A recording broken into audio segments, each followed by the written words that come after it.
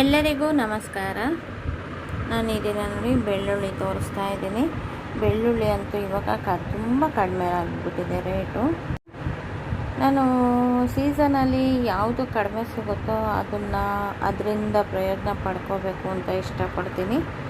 ಆದ್ದರಿಂದ ನೋಡಿ 2 kg 50 ರೂಪಾಯಿಗೆ 2 kg ಕೊಟ್ಟಿದ್ದಾರೆ. ಅದೇನು ಇದೋ ಗೊತ್ತಿಲ್ಲ. ಅದಕ್ಕೋಸ್ಕರ ಇವತ್ತು ತುಪ್ಪದಲ್ಲಿ ಹುರಿದ ಬೆಳ್ಳುಳ್ಳಿ ಅಂತ ಮಾಡ್ಕೊಳ್ತಾ ಇದ್ದೀನಿ. ತುಂಬ ದಿನ ಅಂದರೆ ರಾತ್ರಿ ಮಲಗುವಾಗ ತುಪ್ಪದಲ್ಲಿ ಹುರಿದಿದ್ದು 2-3 ಇಳುಕು ಬೆಳ್ಳುಳ್ಳಿ ತಿಂದರೆ ಪ್ರತಿದಿನ ತುಂಬ ಒಳ್ಳೆಯದು ಅಂತಾರೆ. ಇಲ್ಲ ಹಗಲೊತ್ತು ಬೆಳಗ್ಗೆ ಎದ್ದ ತಕ್ಷಣ ಹಸಿ ಬೆಳ್ಳುಳ್ಳಿನ ತಿಂದರೆ ತುಂಬ ಒಳ್ಳೆಯದು ಅಂತ ಹೇಳ್ತಾರೆ.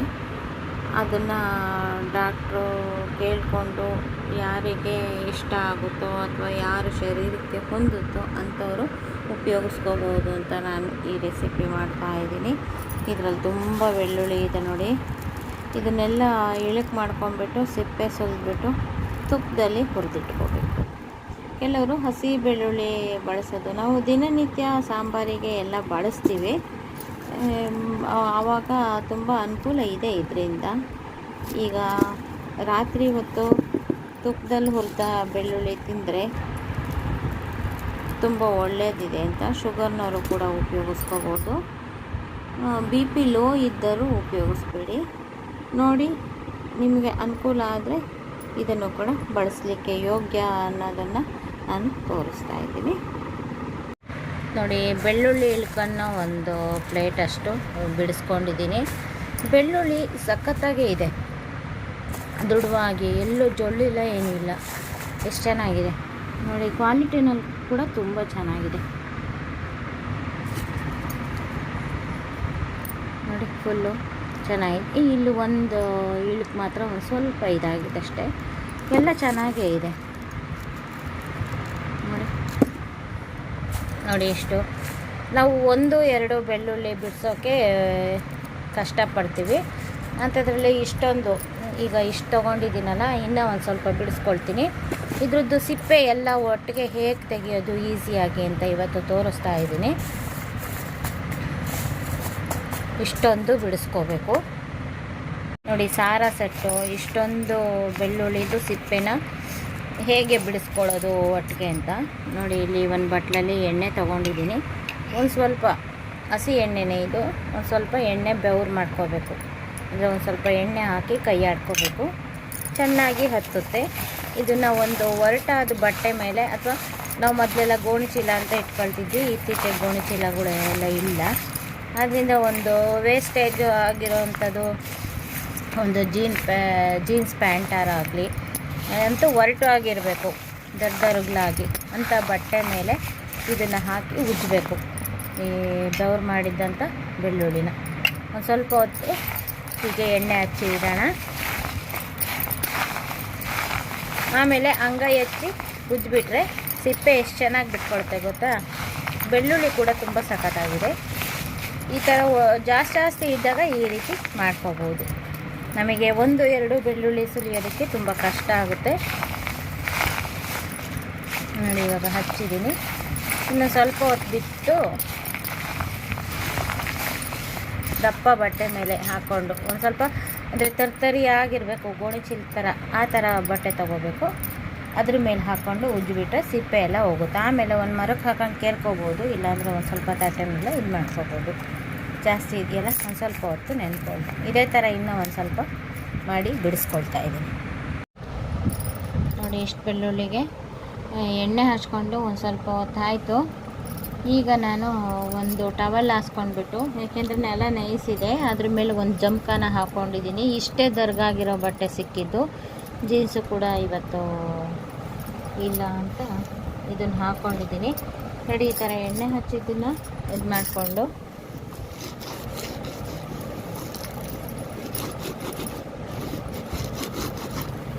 ಹಿಂಗೆ ಉಜ್ಜಿಬಿಟ್ರೆ ಸಿಪ್ಪೆ ಎಲ್ಲ ಬೇಗ ಬಿಟ್ಕೊಳ್ಳುತ್ತೆ. ಅಂದರೆ ದರ್ಗಾಗಿರಬೇಕು ಬಟ್ಟೆ ಆಗಬೇಕು ಅಥವಾ ಗೋಣಿ ಚೀಲ ಆಗಬೇಕು, ಆವಾಗ ಸಿಪ್ಪೆ ಎಲ್ಲ ನೀಟಾಗಿ ಬಿಟ್ಕೊಂಡ್ಬಿಡುತ್ತೆ ನೋಡಿ. ಈಗ ನಾನು ಮೇಲ್ಗಡೆ ಫ್ಯಾನ್ ಹಾಕ್ಕೊಂಡಿರೋದ್ರಿಂದ ಸಿಪ್ಪೆ ಕೂಡ ಬಿಟ್ಟು ಹೊರಟೋಗುತ್ತೆ ನೋಡಿ. ಹಾರ್ಕೊಂಡು ಹೋಗ್ಬಿಡುತ್ತೆ ನೋಡಿ ಎಷ್ಟು ಬೇಗ ಬೀಳುತ್ತೆ ಅಂದರೆ ಅಷ್ಟು ಬೇಗ ಇದಾಗುತ್ತೆ. ಅಂಗೈಲೇ ಉಜ್ಜಬೇಕು ಇದನ್ನು. ನೋಡಿ ಬಿಟ್ಕೊಂತು ಸ್ವಲ್ಪನೇ ಹಾಕ್ಕೊಂಡು ಹಿಂಗೆ ಉಜ್ಜಿದ್ರೆ ಸಿಪ್ಪೆ ಎಲ್ಲ ಹೋಗ್ಬಿಡುತ್ತೆ. ನೋಡಿ ಇದಷ್ಟು ಸಿಪ್ಪೆ ಹೋಯ್ತು. ಇನ್ನೊಂದೆರಡಿದೆ, ಹಿಂಗಂದ್ರೆ ಹೋಗ್ಬಿಡುತ್ತೆ. ಎಣ್ಣೆಲಿ ನೆಂದಿರುತ್ತಲ್ಲ ಸಿಪ್ಪೆ, ನಾವು ಇದಷ್ಟನ್ನು ಬಿಡಿಸ್ಬೇಕು ಅಂದರೆ ಎಷ್ಟೊತ್ತಾಗೋದು. ನೋಡಿ ಸಿಪ್ಪೆ ಎಲ್ಲ ಆರೋಗ್ಬಿಡ್ತು.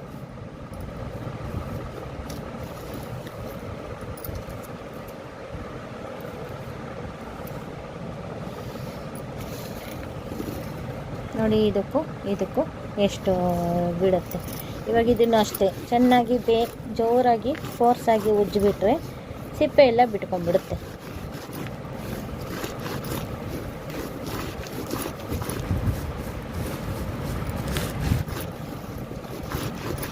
ಗೋಣಿಚೀಲ ಆದರೆ ಇನ್ನೂ ದರ್ಗಾಗಿರುತ್ತಲ್ಲ,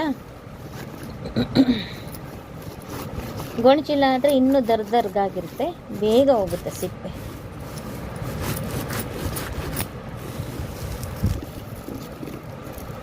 ನೋಡಿ ಒಂದು ಸ್ವಲ್ಪ ಹಿಂಗೆ ಅಂದ್ಬಿಟ್ರೆ ಬೇಗ ಹೋಗುತ್ತೆ.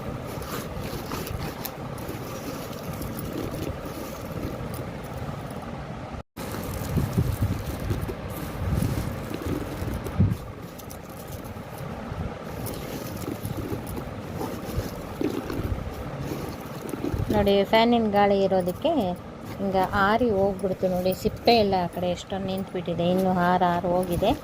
ಲಾಸ್ಟಿಗೆ ಒಂದೆರಡು ಲಾಸ್ಟಿಗೆ ಉಳ್ಕೊಂಡಿದ್ದು ನೋಡಿ, ಹಿಂಗೆ ಒಂದೊಂದು ಉಳ್ದಿದ್ದನ್ನು ಹಿಂಗೊಂದು ಸ್ವಲ್ಪ ಹಿಂಗೆ ಉಜ್ಜಿಬಿಟ್ರೆ ಸಾಕು, ಕೈಯಿಗೆ ಬಂದುಬಿಡುತ್ತೆ. ಈ ಮೂತಿ ಥರ ಇರುತ್ತಲ್ಲ ಅದನ್ನ ಹಿಡ್ಕೊಂಡು ಈ ಥರ ಉಜ್ಜಿಬಿಟ್ರೆ ನೋಡಿ ಫುಲ್ಲು ಬಂದೋಗುತ್ತೆ.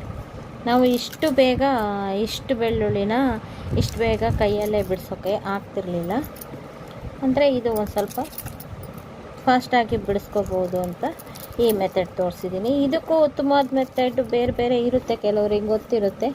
ಗೊತ್ತಿದ್ದರು ಕಮೆಂಟ್ಸ್ ಬಾಕ್ಸ್ನಲ್ಲಿ ತಿಳಿಸಿ, ಗೊತ್ತಿಲ್ಲದೆ ಹೋದರು ಕಲ್ತ್ಕೊಳ್ತಾರೆ.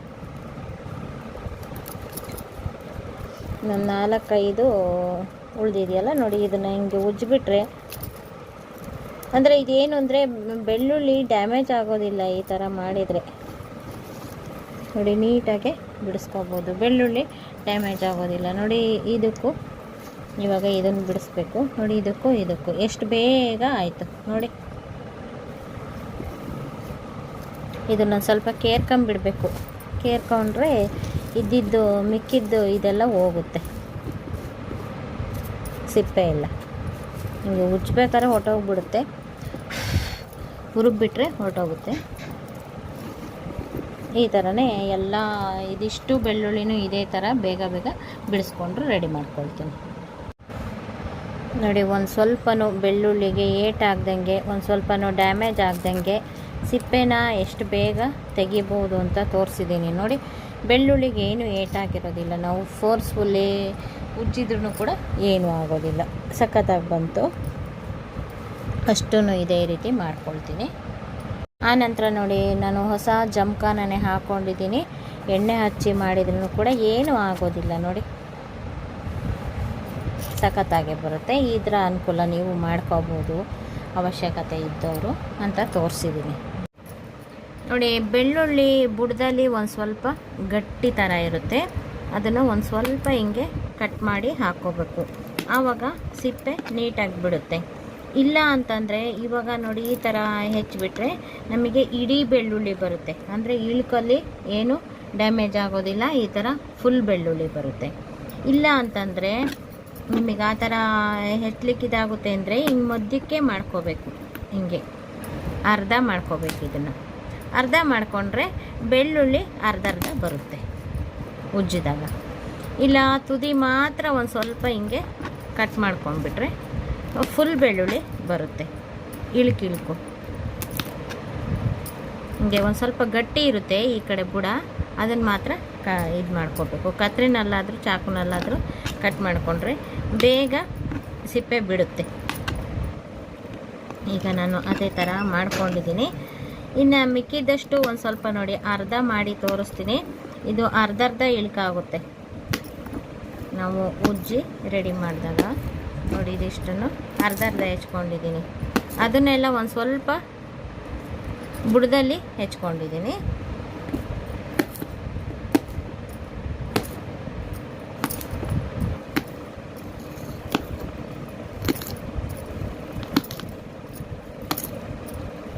ನಾವು ಇಳಕ್ ಬಿಡಿಸ್ಬೇಕಲ್ಲಾದರೂ ಈ ಥರ ಅರ್ಧ ಹೆಚ್ಕೋಬೋದು. ನೋಡಿ ಇದನ್ನೆಲ್ಲ ಅರ್ಧ ಹೆಚ್ಕೊಂಡಿದ್ದೀನಿ. ನೋಡಿ ಇದಿಷ್ಟನ್ನು ಇವಾಗ ಇದನ್ನು ಉಜ್ಜಿಬಿಟ್ರೆ ನಮಗೆ ಅರ್ಧ ಬೆಳ್ಳುಳ್ಳಿ ಸಿಗುತ್ತೆ.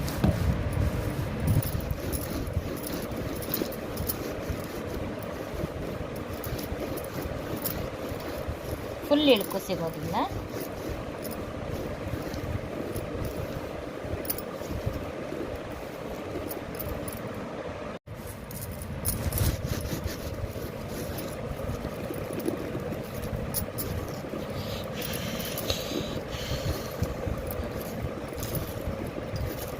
ನೋಡಿ ಇಳುಕು ಮಾತ್ರ ಅರ್ಧ ಇಳುಕು ಬಂತು. ಇದೇ ಥರ ಬಿಡಿಸ್ಕೋಬೋದು. ಫುಲ್ ಇಳುಕು ಬರೋದಿಲ್ಲ. ಹಿಂಗೆ ಮಧ್ಯಕ್ಕೆ ಕಟ್ ಮಾಡಿದರೆ ಇದು ಕೂಡ ಸಿಪ್ಪೆ ಬಿಡಿಸ್ಕೊಂಡಿರುತ್ತೆ. ಇದಾದರೆ ಫುಲ್ ಇಳುಕು ಬಂದುಬಿಡುತ್ತೆ. ನಾವು ತುಂಬ ದಿನ ಇಟ್ಕೊಂಡು ಸೇವ್ ಮಾಡ್ಕೊಳ್ತೀವಲ್ಲ, ಹಾಗಾಗಿ ಅದೇ ತುಪ್ಪದಲ್ಲಿ ಹುರಿದ ಬೆಳ್ಳುಳ್ಳಿ ಅಂತ ಮಾಡ್ತಾಯಿದ್ದೀನಿ. ಈ ಥರ ದುಂಡು ಬರುತ್ತೆ. ಈಗ ನಾನು ಇದಷ್ಟನ್ನು ಇದೇ ಥರ ಒಂದು ಸ್ವಲ್ಪ ಹಿಂಭಾಗದಲ್ಲಿ ಹಾರ್ಡಿರುತ್ತಲ್ಲ ಅದನ್ನು ಇದು ಮಾಡಿದ್ದೀನಿ. ನೋಡಿ ಅದನ್ನು ಇದು ಮಾಡಿದರೆ ಫುಲ್ ಇಳುಕು ಬಂದುಬಿಡುತ್ತೆ ನೀಟಾಗಿ. ಇದನ್ನು ಕೂಡ ಉಜ್ಜಿ ರೆಡಿ ಮಾಡ್ಕೊಳ್ತೀನಿ. ನೋಡಿ ಈ ಥರ ಇಡೀ ಬೆಳ್ಳುಳ್ಳಿ ಮಾಡ್ಕೊಳ್ಳೋದಕ್ಕೂ ಅರ್ಧ ಬೆಳ್ಳುಳ್ಳಿ ಮಾಡ್ಕೊಳ್ಳೋಕ್ಕೂ ವ್ಯತ್ಯಾಸ ಇರುತ್ತೆ. ಇದನ್ನು ನಾವು ಬೆಳ್ಳುಳ್ಳಿ ಚಿತ್ರಾನ್ನ ಅಂತ ಮಾಡ್ತೀವಿ. ಒಂದು 2-3 ಗಡ್ಡೆನ ಅರ್ಧಕ್ಕೆ ಹೆಚ್ಚಿಬಿಟ್ಟು ಈ ಬೇಗ ಒಂದು ಟವಲ್ ಮೇಲೆ ಏನಾದರೂ ಉಜ್ಜಿಬಿಟ್ಟು ಮಾಡ್ಕೋಬೋದು ಈ ಥರದ್ದು. ಅಂದರೆ ಇದು ತುಂಬ ದಿನ ಇಡ್ತೀವಲ್ಲ, ಆದ್ದರಿಂದ ಇಡೀ ಬೆಳ್ಳುಳ್ಳಿ ಮಾಡ್ಕೊಳ್ತಾ ಇದ್ದೀನಿ ನಾನು. ಇವಾಗ ನೋಡಿ ಇದು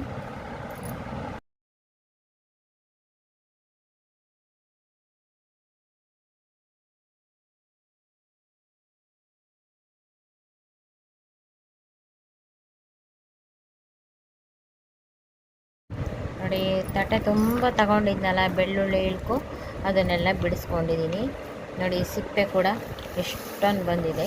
ಈ ಸಿಪ್ಪೆನ ಯಾವ ರೀತಿ ಯೂಸ್ ಮಾಡ್ತೀನಿ ಅಂದರೆ, ನಾನು ಇವತ್ತು ಸಂಜೆ ಲೋಬಾನ ಹಾಕ್ತೀವಲ್ಲ ಆ ಥರ ಧೂಪ ಹಾಕ್ತೀನಿ. ಅಂದರೆ ಬೆಳ್ಳುಳ್ಳಿ ಸಿಪ್ಪೆ ಧೂಪ ಹಾಕ್ತೀನಿ. ಮನೆ ತುಂಬ ಒಳ್ಳೆಯದಂತೆ. ಹಿಂದಿನ ಕಾಲದಲ್ಲೆಲ್ಲ ನಮ್ಮಮ್ಮ ಅವರೆಲ್ಲವ ಬೆಳ್ಳುಳ್ಳಿ ಸಿಪ್ಪೆದು ಬಾಣಂತಿ ರೂಮಿಗೆ ಬೆಳ್ಳುಳ್ಳಿ ಸಿಪ್ಪೆನ ಹೊಗೆ ಕೊಡೋರು. ತುಂಬ ಒಳ್ಳೆಯದು ಅಂತ, ಆದ್ದರಿಂದ ಆ ರೀತಿ ಉಪಯೋಗಿಸ್ಕೊಳ್ತೀನಿ. ನೋಡಿ ಎಷ್ಟೊಂದು ಬಂದಿದೆ. ಬೆಳ್ಳುಳ್ಳಿ ಸಿಪ್ಪೆ ಕೂಡ ಎಷ್ಟೊಂದು ಬಂದಿದೆ. ಇದರಲ್ಲಿ ನಾನಿವತ್ತು ವಿಶೇಷವಾಗಿ ತುಪ್ಪದಲ್ಲಿ ಹುರಿದ ಬೆಳ್ಳುಳ್ಳಿ ಅಂತ ಮಾಡ್ತಾ ಇರೋದಕ್ಕೆ ಈ ಥರ ಇಡೀ ಬೆಳ್ಳುಳ್ಳಿ ಬಂದಿದೆಯಲ್ಲ ಅದನ್ನು ಮಾತ್ರ ಆರಿಸ್ಕೊಳ್ತೀನಿ ಹುರಿಲಿಕ್ಕೆ. ಈವನ್ ಸೈಜ್ ಆದರೆ ತುಂಬ ಚೆನ್ನಾಗಿರುತ್ತೆ. ಈ ಥರ ಚಿಕ್ಕದೆಲ್ಲ ಅರ್ಧ ಚಿಕ್ಕದು ಒಂದು ಸ್ವಲ್ಪ ಮುರ್ಕೊಂಡಿರೋದು ಅಥವಾ ನೋಡಿ ಇಡೀ ಇದ್ದರೂ ಸಣ್ಣ ಇರೋದು ಅಂಥದನ್ನೆಲ್ಲ ನಾನು ಇವತ್ತು ಬೆಳ್ಳುಳ್ಳಿ ಚಿತ್ರಾನ್ನ ಮಾಡ್ತೀನಿ. ಈ ದಪ್ಪ ಇರೋದನ್ನೆಲ್ಲ ಆರಿಸ್ಕೊಳ್ತೀನಿ ತುಪ್ಪದಲ್ಲಿ ಹುರಿಯೋಕ್ಕೆ. ನೋಡಿ ಇದಿಷ್ಟು ಸೈಜ್ವರು ಸಪ್ರೇಟ್ ಮಾಡ್ಕೊಂಡಿದ್ದೀನಿ. ಇದನ್ನು ಫಸ್ಟ್ ಹಾಕ್ಕೊಂಡು ಆಮೇಲೆ ಇದನ್ನು ಸ್ವಲ್ಪ ಹೊತ್ತಾದಮೇಲೆ ಇದನ್ನು ಹಾಕ್ಕೊಂಡು ಇದೆರಡು ಬೆಳ್ಳುಳ್ಳಿ ತುಪ್ಪದಲ್ಲಿ ಹುರ್ಕೊಳ್ತೀನಿ. ಇದು ಒಂದು ಸ್ವಲ್ಪ ಸಣ್ಣದಿದೆ, ಇದು ಕರ್ಗೆ ಹೋಗ್ಬಿಡುತ್ತೆ, ಆಮೇಲೆ ಒತ್ತೋಗ್ಬಿಡುತ್ತೆ. ಅದಕ್ಕೆ ಇವತ್ತು ಇದ್ರ ಜೊತೆ ಇದನ್ನು ಸೇರಿಸೋದಿಲ್ಲ. ಇದನ್ನು ಬೆಳ್ಳುಳ್ಳಿ ಚಿತ್ರಾನ್ನ ಇದ್ರ ಜೊತೆ ಇದನ್ನು ಸೇರಿಸೋದಿಲ್ಲ. ಬೆಳ್ಳುಳ್ಳಿ ಚಿತ್ರಾನ್ನ ಮಾಡಲಿಕ್ಕೆ ಈ ಚಿಕ್ಕದನ್ನು ಬಳಸ್ಕೊಳ್ತೀನಿ. ಇದರಲ್ಲಿ ಇವತ್ತಿನ ಡಿಶ್ಶು ಮಾಡ್ತಾಯಿದ್ದೀನಿ.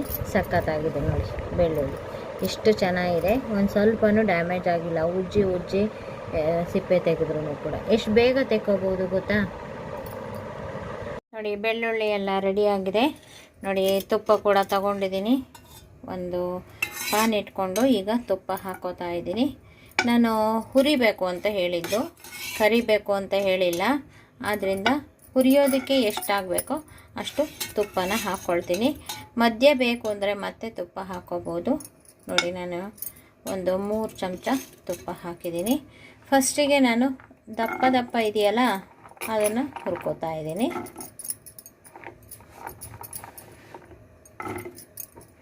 ಇದು ಒಂದು ಸ್ವಲ್ಪ ಆದ ತಕ್ಷಣ ಮತ್ತೆ ಇನ್ನೂ ಒಂದು ಸ್ವಲ್ಪ ದಪ್ಪ ಇದೆಯಲ್ಲ ನೋಡಿ, ಇದಿದೆಯಲ್ಲ ಇದನ್ನು ಹಾಕ್ಕೊಂಡು ಹುರ್ಕೋತಾ ಇದ್ದೀನಿ. ನೋಡಿ, ಇದು ಹುರಿಬೇಕಾದ್ರೆ ಒಂದು ಸ್ವಲ್ಪ ಪಟ ಪಟ ಸಿಡಿಯುತ್ತೆ, ಆದರೂ ಕೆಂಪು ಹುರ್ಕೋಬೇಕು. ಏಕೆಂದರೆ ಓಪನ್ ಆಗಿದೆ, ದಡ ಎಲ್ಲ ಒಂದು ಸ್ವಲ್ಪ ಕಟ್ ಮಾಡಿದ್ವಲ್ಲ, ಆದ್ದರಿಂದ ಬುಡದಲ್ಲಿ ಒಂದು ಸ್ವಲ್ಪ ಕಟ್ ಮಾಡಿದ್ವಲ್ಲ, ಫುಲ್ ಮೇಲಕ್ಕೆ ಏನು ಸಿಡಿಯೋದಿಲ್ಲ, ಹಸಿ ಅಂಶ ಇರುತ್ತಲ್ಲ ಅದಕ್ಕೆ ಸಿಡಿಯುತ್ತೆ. ಇದನ್ನು ಒಂದು ಸ್ವಲ್ಪ ಕೆಂಪುಗೆ ಹುರ್ಕೋಬೇಕು. ಉಪ್ಪು ಗಿಪ್ಪು ಏನು ಹಾಕೋದು ಬೇಡ. ಒಂದು 4 ಸುತ್ತಾಡಿಸಿದ್ದೀನಿ ನೋಡಿ ಇವು. ಈಗ ಇವನ್ನು ಅದ್ರ ಜೊತೆನೇ ಹಾಕ್ತೀನಿ. ಇವು ಒಂದು ಸ್ವಲ್ಪ ಸಣ್ಣ ಇದ್ದು ಅಂತ ಲೇಟಾಗಿ ಹಾಕ್ತಾ ಇದ್ದೀನಿ.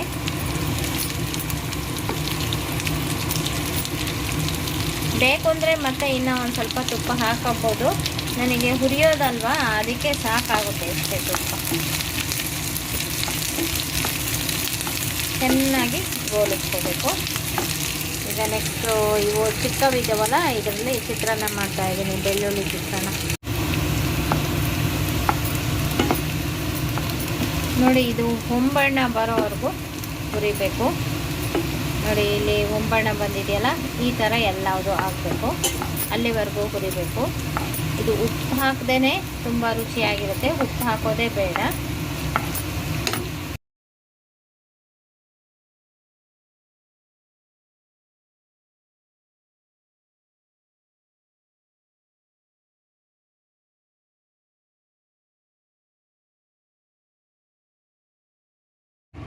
ನೋಡಿ, ತುಪ್ಪದಲ್ಲಿ ಹುರಿದ ಬೆಳ್ಳುಳ್ಳಿ ರೆಡಿ ಆಯಿತು. ಇದು ರಾತ್ರಿ ಮಲಗುವಾಗ 2 ಅಥವಾ 3 ಇಳುಕು ತಿನ್ಬೋದು. ಅತಿಯಾದರೆ ಅಮೃತ ಕೂಡ ವಿಷ ಆಗುತ್ತೆ ಅಂತ ಹೇಳ್ತಾರೆ, ತುಂಬ ಜಾಸ್ತಿ ತಿನ್ನಬಾರ್ದು. ಈ ರೀತಿ ಮಾಡಿದರೆ ರಕ್ತ ಶುದ್ಧಿ ಆಗುತ್ತೆ, ಇನ್ನು ತುಂಬ ಅನುಕೂಲ ಇದೆ.